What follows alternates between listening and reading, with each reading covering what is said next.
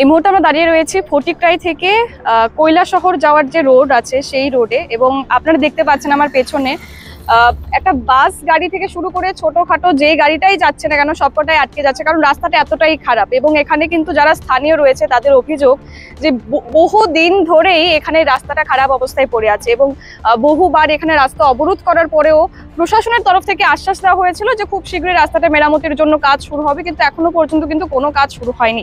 এবং কাজ শুরু না হওয়ার বদলে কিন্তু আজকে এই পরিস্থিতি দেখা যাচ্ছে।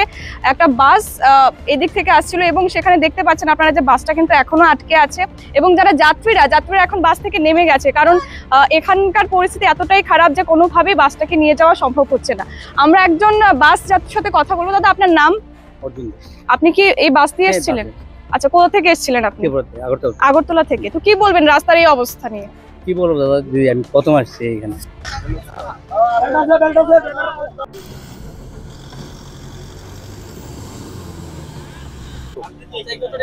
বুঝছেন, আমরা আমার নাম সঞ্জয় দেবনাথ। ওই গাড়ি ফাইসা রয়েছে। কতদিন ধরে রাস্তাটা খারাপ? রাস্তা তো দেখেন অনেকদিন ধরে এরকম খারাপ চলছে। এই যে হালবাইয়া রেখে দিছে, ভাতর একটু নাই, ওই সাইডটা দিয়ে রেখে দিছে। আমি তো লুট গাড়ি আমি দেখছি রাস্তা ভালোই ঢুকানোর লাগে দেখেন পুরা টাকা একদম ফাইসা দিছে না তুলবার লাগে। আমারে কয় এখান থেকে কইতেছে রাস্তার যে কোম্পানির যে দুজন আছে এরা কইতেছে আমরা একটা জিসিবি আছে লর করা, তুমি আর দুইটা জিসিবি আনো তাহলে তোমার এটা পিল্লা দিব। কি কোন এটা আমার কথা রোজই এমন গাড়ি আটকে জায়গা না? হ্যাঁ, আটো কইতেছে রোজ হইতাছে। আরে এইখানে আপনি আমি তিনটার থেকে এখানে খার হইছি, কত গাড়ি যে ফাইসা গেছে, কত গাড়ি যায় আটো কইয়া দেখে দুকে তুলিয়া দেই হইতাছে। কালকে একসঙ্গে 3টা গাড়ি। তো যারা এদিকে দায়িত্বে আছে তারা কোনোদিন মানে জায়গাটা ভিজিট করে পাত্তা দেয় না, পাত্তা দিছে না।